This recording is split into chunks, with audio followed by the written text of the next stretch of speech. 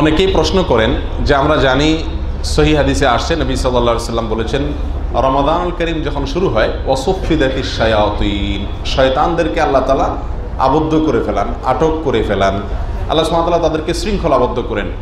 এখন শয়তানকে যদি আল্লাহ সুবহানাহু ওয়া তাআলা আটক করে রাখেন, বেঁধে রাখেন, তাহলে মানুষ আবার শয়তানি কাজ কিভাবে করে? একটা প্রশ্ন কিনা? এই প্রশ্ন বহু মানুষের মনে। এই প্রশ্নের উত্তর হলো, মানুষ যে খারাপ কাজ করে, আমরা যে খারাপ কাজে প্ররোচিত হই, আমরা খারাপ কাজের দিকে অগ্রসর হই, এটা শুধুমাত্র শয়তানের দোষেই শুধু হই তা না। আমরা মনে করি সব দোষ শুধু শয়তানের, শয়তানই আমাদেরকে সব খারাপ কাজ করায়। আসলে ব্যাপারটা সেরকম না, বরং আল্লাহ সুবহানাহু ওয়া তাআলা কোরআনে কারীমের ভিতরে বলেছেন ইন্নান নাফসা লাআম্মারাতুম বিসসু, নিশ্চয়ই মানুষের প্রবৃত্তি, মন, নফস, এই অন্যায় কাজের প্রতি মানুষকে নির্দেশ করে। তাহলে শুধুমাত্র শয়তানেরই সব দোষ, সেই আমাদেরকে সব খারাপ কাজে নির্দেশ করে, ব্যাপারটা এমন না।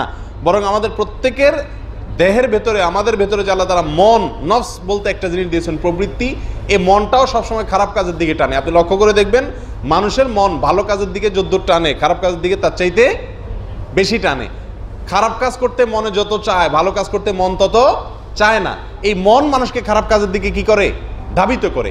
তবে হ্যাঁ, শুধুমাত্র মন একাই যে আমাদেরকে খারাপ করে তাও না, বরং আমাদের শত্রু দুইটা, একটা হলো আমার নিজের মন, আরেকটা হলো শয়তান, একটা ভেতরের আরেকটা বাহিরের। আল্লাহ সুবহানাহু ওয়া তাআলা রমজান উপলক্ষে বাহিরের বড় শত্রুকে বন্ধ করে রাখেন, আটক করে রাখেন, ভেতরের ছোট শত্রু ঠিকই থাকে।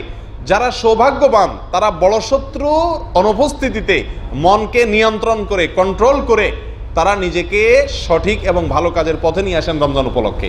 আর যারা কপাল পোড়া, তারা বড় শত্রু না থাকলেও ছোট শত্রুর কথা অনুযায়ী, নফস এবং মনের প্রবৃত্তি অনুযায়ী চলে কিছু খারাপ কাজে লিপ্ত হয়।